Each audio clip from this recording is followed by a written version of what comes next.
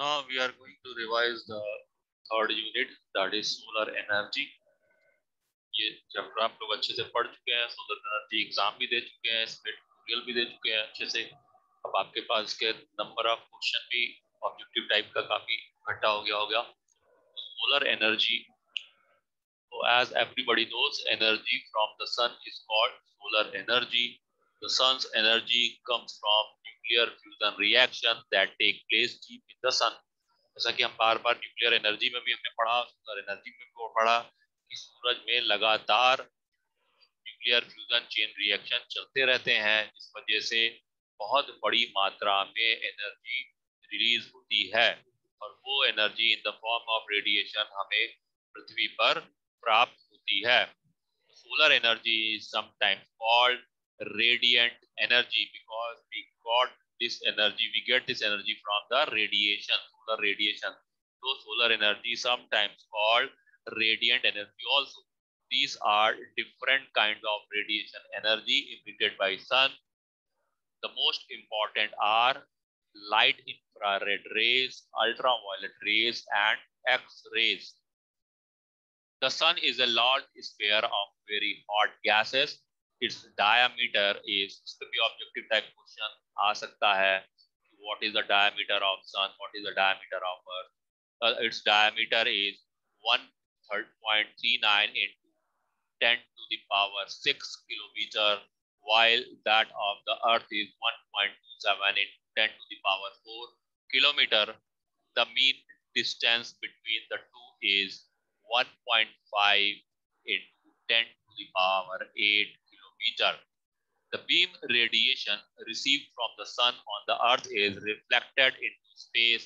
Another 15% is absorbed by earth atmosphere and the rest is absorbed by the earth surface. तो जो solar radiation होता है, सन से जो रेडिएशन आता है वो डिफ्यूज रेडिएशन भी होता है और कुछ जो किरणें सूरज की होती है, जो सोलर से रेडिएशन होता है, वो डायरेक्ट रेडिएशन भी होता है, डिफ्यूज रेडिएशन भी होता है। कुछ विकिरण जो होगी वो डायरेक्ट धरती पे आ जाती है, कुछ हमारे एटमॉस्फेयर में पर बादल होते हैं, हवाओं के कण होते हैं, पानी के कण होते हैं, उनके द्वारा रिफ्लेक्ट भी वापस हो जाएगा और कुछ उनको पेनिट्रेट करके डिफ्यूज रेडिएशन के फॉर्म में धरती पर आता है। तो all life on earth depends on solar energy. Green plants makes food by means of photosynthesis. Light is essential form in this process to take place. The light usually comes from sun. Animals get their food from plants or by eating other animals that feed on plants. Plants and animals also need some heat to stay alive. Thus plants are the storehouse of solar energy. तो इसमें सबसे important हमें जो top point है वो सबसे पहले जो क्वेश्चन आएगा, that is related with solar constant. The rate at which solar energy arrives at the top of the atmosphere is called solar constant. The rate at which solar energy arrives at the, हमारे atmosphere के top पे solar energy जिस rate से हमें प्राप्त होता है उसको हम सोलर कांस्टेंट कहते हैं. This is the amount of energy received in unit time or a unit area perpendicular to the sun direction at the mean distance of the earth from the sun. Because of the sun distance and activity vary throughout the year, the rate of arrival of solar constant is. दिन भर में क्या होता है, solar radiation होता है, सूर्य की रोशनी कम ज्यादा होती रहती है, टेम्परेचर डिफरेंस होता रहता है. इस वजह से जो सोलर कांस्टेंट होता है उसका एक एवरेज निकालते हैं. Actual value vary up to 3% in either direction. अब national aeronautic space administration NASA के स्टैंडर्ड सोलर कांस्टेंट एक्सप्रेस करने की यूनिट्स दे रखी है, जैसे कि 1.353 किलोवाट्स पर स्क्वायर मीटर और 116.5 लैंगलेस पर आवर. नासा ने national aeronautic and space administration NASA standard value the solar constant expressed in 3 common unit, एक है 1.353 किलोवाट्स पर स्क्वायर मीटर, एक है 116.5 लैंगलेस पर आवर। तो एक लैंगलेस होता है वो होता है 1 कैलोरी पर square centimetre of solar radiation received in 1 day. और तीसरा है 429.2 ब्रिटिश थर्मल यूनिट पर स्क्वायर फीट पर आवर। अब सोलर रेडिएशन कैसे होता है धरती की सरफेस पे? तो solar radiation at the earth surface, the solar radiation that penetrates the earth atmosphere and reaches the surface differs in both amount and character from the radiation at the top of the atmosphere in the first place. Part of the radiation is reflected back into the space, especially by cloud. ये diagram दिया हुआ है, नीचे है surface of earth और ऊपर से ये रेडिएशन के थ्रू, सनलाइट रेडिएशन के थ्रू ये हमें रेडिएशन प्राप्त हो रहा है। तो ये 2-3 तरीके से होता है। कुछ हमारे जो एटमॉस्फेयर में बादल हैं उन्हीं के थ्रू रिफ्लेक्टेड बैक हो जाएंगे, कुछ पानी की जो बूंदे होती हैं और मिट्टी के जो कण होते हैं हमारे एनवायरनमेंट में बादलों में, उनसे डिफ्यूज होते हुए, स्कैटर होते हुए हमें डिफ्यूज रेडिएशन के फॉर्म में मिलते हैं। और कुछ डायरेक्ट रेडिएशन, जो डायरेक्ट कुछ जो है सन रेज होगी वो डायरेक्ट धरती पर पड़ेगी। तो solar radiation that penetrates the earth atmosphere and reaches the surface area difference in both amount and character. ठीक, 2-3 तरीके से मिलेगा, हमें डायरेक्ट रेडिएशन मिलेगा, हमें डिफ्यूज रेडिएशन मिलेगा। Furthermore, the radiation entering the atmosphere is partially absorbed by molecules in the air. ठीक, तो जो हमारे जो रेडिएशन होता है वो जब एटमॉस्फेयर में हमारे आता है तो हमारे ऊपर जो बादल हैं, बादल में क्या होता है, ऊपर हमारे एटमॉस्फेयर में ऑक्सीजन है, ओजोन उसकी पूरी लेयर होती है। ठीक, तो उसमें क्या होता है, कुछ पानी की बूंदों और मिट्टी के कण होते हैं, उसमें कुछ एब्जॉर्बेशन हो जाता है। तो oxygen and ozone form from oxygen absorb nearly all the ultraviolet radiation. जो भी हमारे लिए हार्मफुल रेडिएशन है वो हमारी ऑक्सीजन लेयर और ओजोन लेयर क्या करती है, उसको एब्जॉर्ब कर लेती है, धरती पर नहीं आने दी जाती है। इसीलिए ग्लोबल वार्मिंग को कम से कम करने का प्रयास किया जा रहा है। ग्लोबल वार्मिंग की वजह से हमारी ओजोन लेयर, हमारे एटमॉस्फेयर के ऊपर जो लेयर है वो ओजोन लेयर ऑक्सीजन O2 और O3 की लेयर बनी हुई है, जो कि डैमेज होगी तो ये जो अल्ट्रावायलेट रेडिएशन है ये डायरेक्टली हमारी धरती पर आ सकते हैं, जो कि हमारे लिए बहुत ही ज्यादा हार्मफुल है। तो oxygen and ozone formed from oxygen absorb nearly all the ultraviolet radiation, and water vapor and carbon dioxide absorb some of the energy in the infrared range. कुछ इंफ्रारेड रेंज में जो एनर्जी होती है उनको जो हमारे एटमॉस्फेयर में बादलों में पानी के वेपर होते हैं और कार्बन डाइऑक्साइड होती है उसको एब्सॉर्ब कर लेती है। In addition, part of the solar radiation is scattered, that is, its direction has been changed by droplets in clouds, by atmosphere molecules and by dust particles. और जो डिफ्यूज रेडिएशन हमें मिलता है, बादलों में जो हमारे पानी के ड्रॉपलेट्स हैं और धूल मिट्टी के कण हैं, उनसे टकरा के वो धरती पर हमें मिलती है।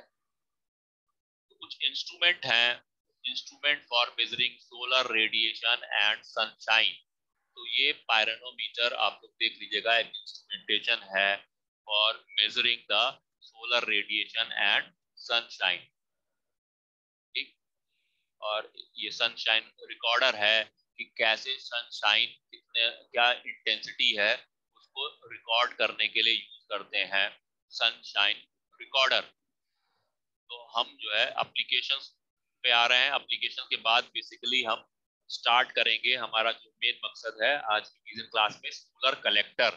इस सोलर कलेक्टर का क्या रोल है और सोलर कलेक्टर यूज करके हम कैसे डिफरेंट एप्लीकेशन में सोलर एनर्जी का यूटिलाइजेशन करते हैं। तो there are some energy, solar energy application.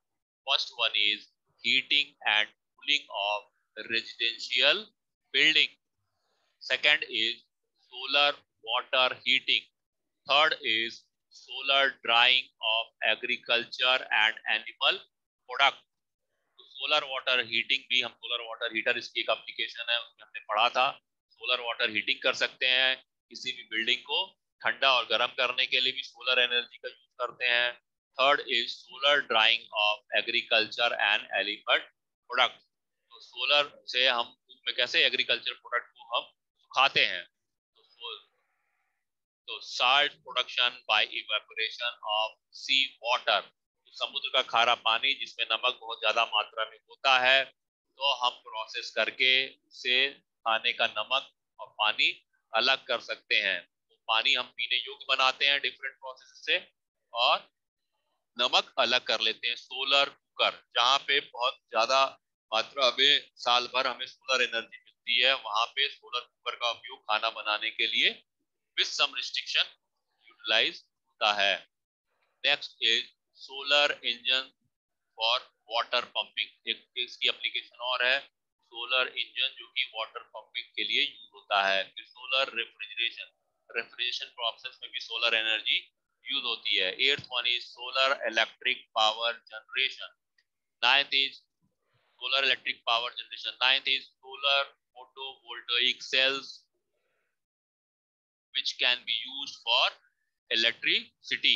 यही डिटेल में हमने इस यूनिट में पढ़ा था कि कितनी 2-3 जनरेशन पढ़ी थी हमने फोटोवोल्टाइक सेल की, कि उसको कितने तरीके के फोटोवोल्टाइक सेल होते हैं अलग अलग जनरेशन में, और उनको यूज करके हम कार्बन इलेक्ट्रॉन और होल पेयर बना करके किस तरीके से हम इलेक्ट्रिसिटी प्रोड्यूस करते हैं। And next is solar furnaces. So today we will discuss the solar collector. A solar collector is a device for collecting solar radiation and transfer the energy to fluid passing in the contact with it. Solar collector का main काम होता है solar radiation, जो solar से radiation हो रहा है, जो भी सोलर एनर्जी आ रही है, वो ऑलमोस्ट 100% एब्सॉर्ब करना, और उसको एब्सॉर्ब करके उसके कांटेक्ट में जो फ्लूइड होता है, सोलर कलेक्टर के कांटेक्ट में जो फ्लूइड आता है, उसको हीट पास ऑन करना और उसको गर्म करना। सोलर कलेक्टर का बेसिकली कॉन्सेप्ट होता है कि मैक्सिमम सोलर रेडिएशन को एब्सॉर्ब करना और उस टेम्परेचर को, उस हीट को पास ऑन करना जो भी फ्लूइड उस सोलर कलेक्टर के कांटेक्ट में आता है। तो ये कई तरीके के सोलर कलेक्टर होते हैं। Utilization of solar energy requires solar collector. These are generally of two types. पहला है non concentrating और flat plate solar collector, और दूसरा होता है concentrating और focusing type solar collector। तो फ्लैट प्लेट कलेक्टर जो होता है उसको नॉन कंसंट्रेटिंग टाइप भी बोलते हैं।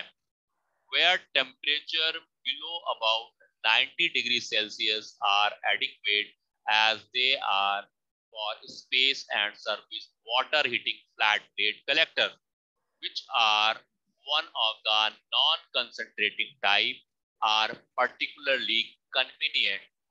They are made in rectangular panels from about 1.7 to 2.9 square meter in area and are relatively simple to construct and erect। जहाँ पे 90 डिग्री सेल्सियस के आसपास टेम्परेचर की जरूरत पड़ती है, वहां पर फ्लैट प्लेट कलेक्टर को यूज करते हैं। ये रेक्टेंगुलर पैनल के शेप में होता है, जो कि 1.7 से 2.9 स्क्वायर मीटर के एरिया में होता है, और ये बहुत आसान होता है बनाना। Flat plates can collect and absorb both direct and diffuse solar radiation. ये दोनों तरीके के रेडिएशन को एब्सॉर्ब करता है, चाहे वो डिफ्यूज रेडिएशन हो या डायरेक्ट रेडिएशन हो। Flat plate solar collectors may be divided into two main classifications based on the type of heat transfer fluid used। Flat plate collector को दो तरीके से हम क्लासिफाई कर सकते हैं, किस तरीके का हीट ट्रांसफर यूज होता है। ठीक, ये डायग्राम बना हुआ है, ये हमने पहले भी आपको अच्छे से बताया था। ये बॉक्स के शेप में डायग्राम है, रेक्टेंगुलर बॉक्स। तो इसमें सबसे ऊपर जो है, ये आप इसे लकड़ी का बॉक्स भी समझ सकते हैं जैसे होता है। तो सबसे ऊपर क्या है कि डबल ग्लास लगा हुआ है, उस ग्लास और एयर टाइट ग्लास होता है।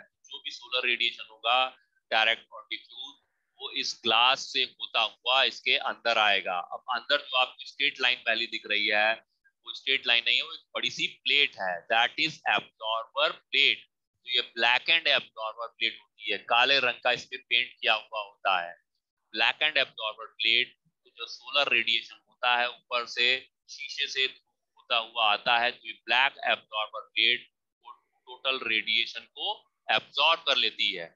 और इस प्लेट के नीचे जो आपको सर्किल के शेप में दिख रहा है, this is not a circle, ये सिलेंड्रिकल शेप में लंबे लंबे पाइप होते हैं जिसमें कि फ्लूइड भरा होता है, जिसको हमें सोलर एनर्जी से प्राप्त टेम्परेचर से, हीट से गर्म करना होता है। इसमें फ्लूइड होते हैं जिस फ्लूइड को हमको गर्म करना होता है। जो सर्कुलर शेप में आपको दिख रहे हैं, ये हीट ट्रांसपोर्ट फ्लूइड जो है इसके अंदर, ट्यूब्स के अंदर ये ट्यूब्स हैं और इन ट्यूब्स में फ्लूइड भरा होता है। इनको जो है ऑब्जर्वर प्लेट से हम फोल्ड करके या कनेक्ट करके रखते हैं इस तरीके से कि जितना भी टेम्परेचर ऑब्जर्वर प्लेट को रेडिएशन से आता है, वो इन ट्यूब्स के अंदर जो फ्लूइड है उनको गर्म करने के काम आता है।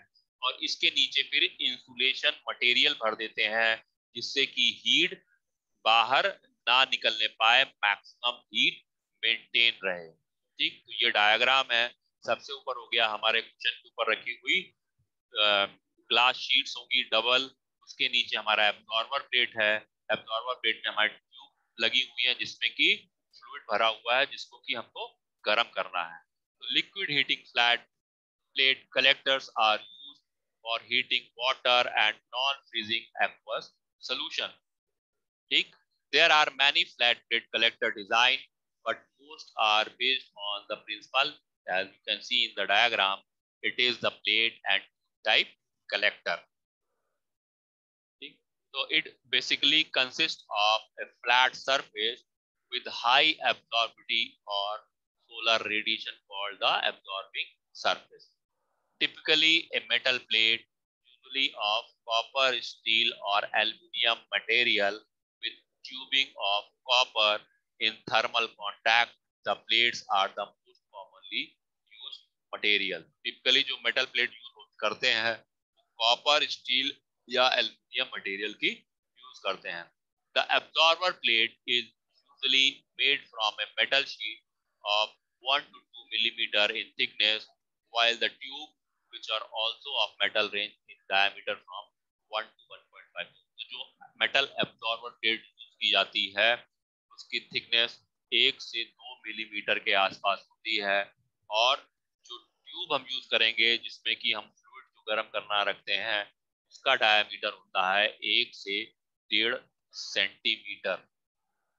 ठीक, वो क्या होती है, दे आर सोल्ड ब्रिज और clamp the bottom of the absorber plate with the pitch ranging from 5 to 15 centimeter. In some design, the tubes are also in line and integral with the absorber plate. The primary function of the absorber is to absorb maximum radiation, reaching it to the glazing to release maximum heat upward to the atmosphere and downward to the back to the container and transfer retained heat to the work. Basically ये काम है जो हमें वो जो fluid को temperature देना है, जिसको गर्म करना है, उसको एब्जॉर्बर प्लेट से अटैच रखते हैं। Absorber plate black end plate होती है, और ये जो पूरा बॉडी स्ट्रक्चर होता है इसका, ये भी बाहर से पूरा ब्लैक कलर का होता है। मैक्सिमम हीट एब्जॉर्ब करके वो हीट को ट्रांसफर करेगा वर्किंग। यही कॉन्सेप्ट है सोलर कलेक्टर का। अब कंसंट्रेटिंग फोकसिंग सोलर कलेक्टर जो है, इसमें क्या होता है, इसमें शीशे लगे होते हैं।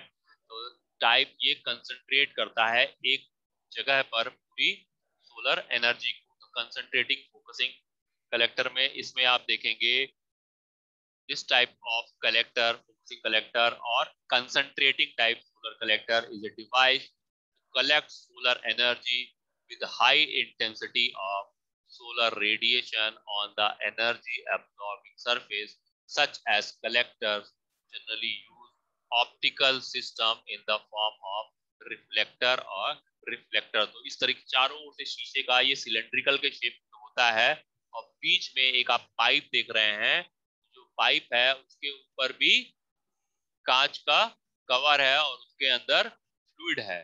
तो ये रिफ्लेक्टर और रिफ्रैक्टर प्रोसेस को यूज कर सकता है। जितना भी सोलर रेडिएशन इस पे गिरेगा तो जो मिरर लगाते हैं, लेंस लगाते हैं, क्या करेगा, सारे सोलर रेडिएशन को कंसंट्रेट करेगा। ये जो फ्लूइड इन और आउट हो रहा है जिस पाइप के, इसके एक्सिस पे क्या है, पूरा एक पाइप है, इस पाइप के अंदर में फ्लूइड रहेगा जिसको गर्म करना है।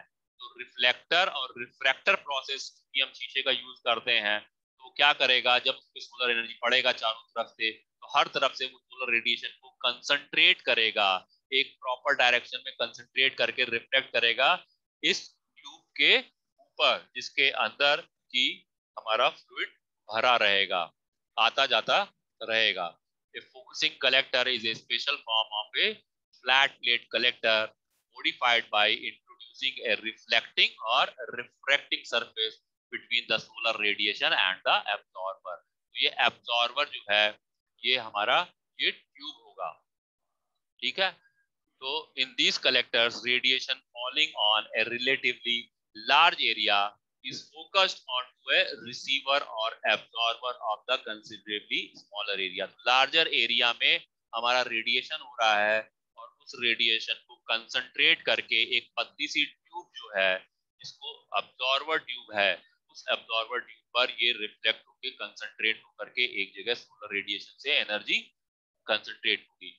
As a result of the energy concentration, fluid can be heated to the temperature of 500 degree Celsius और more। 500 डिग्री सेल्सियस के आसपास जो है ये फ्लूइड जो है इसका टेम्परेचर हो जाएगा, ठीक।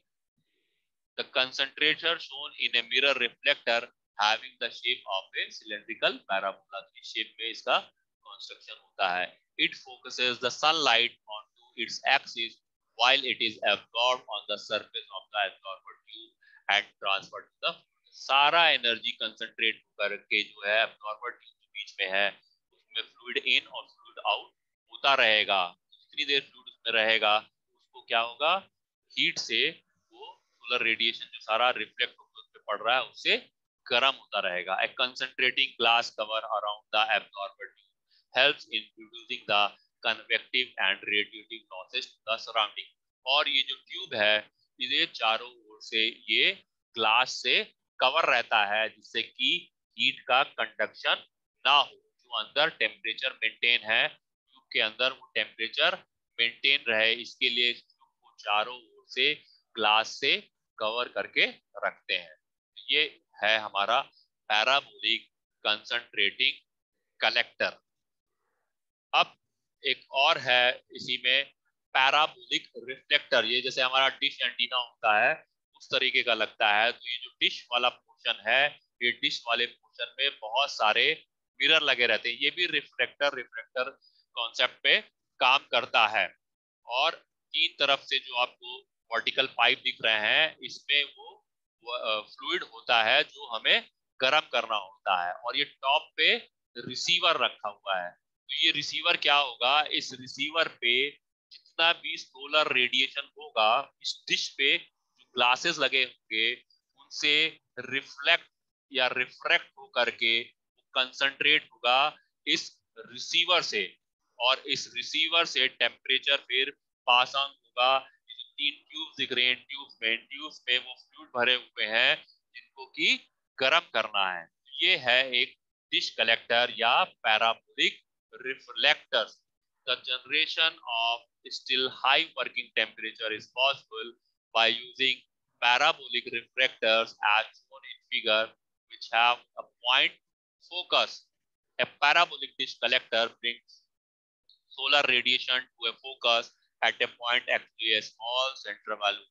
A dish 6.6 meter diameter has been made from about 200 curved mirror segments forming a parabolic surface। इस पैराबोलिक सरफेस में 6.6 मीटर डायमीटर के उसमें करीब 200 कर्ड मिरर सेगमेंट जो है लगे रहते हैं, जो कि सारे सोलर रेडिएशन को रिफ्लेक्ट करेंगे रिसीवर पे।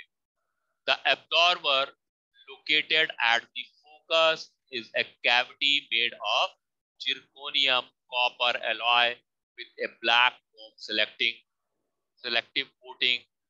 ठीक है, तो ये जो रिसीवर पे है, जो एब्जॉर्बर वहां पर है, वो जो है जिर्कोनियम कॉपर एलॉय का बना होता है और इसके ऊपर ब्लैक फोम सेलेक्टिव कोटिंग होती है। ठीक, the heat transport fluid flows into and out of the absorber cavity pipes bonded to the interior।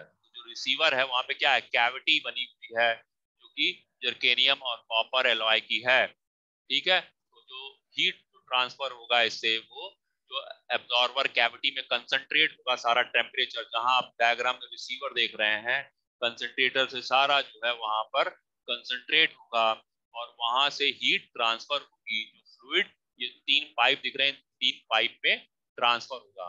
The dish can be turn automatically about 2 axes so that the sun is always kept in a line with the focus and the base of parabolic dish। तो ये जो dish होती है, ये इस तरीके से हम सपोर्ट से इसको लगाते हैं कि जिधर जिधर सूरज का डायरेक्शन हो, उस डायरेक्शन में ये डिश मूव कर सके। Thus the can be fully tracked at essentially all time। जैसे पूरा दिन सुबह 9 बजे मान लीजिए सूरज का डायरेक्शन कहीं और होता है, 12 बजे डायरेक्शन कहीं और होता है, तो जिधर जिधर सूरज का डायरेक्शन होगा उस डायरेक्शन में ये डिश जो है मूव करेगी, जिससे मैक्सिमम सोलर रेडिएशन को यूटिलाइज कर सके। ठीक, अब we will discuss solar cooker and other application in the next lecture. Tomorrow we will discuss about the application related with the solar energy.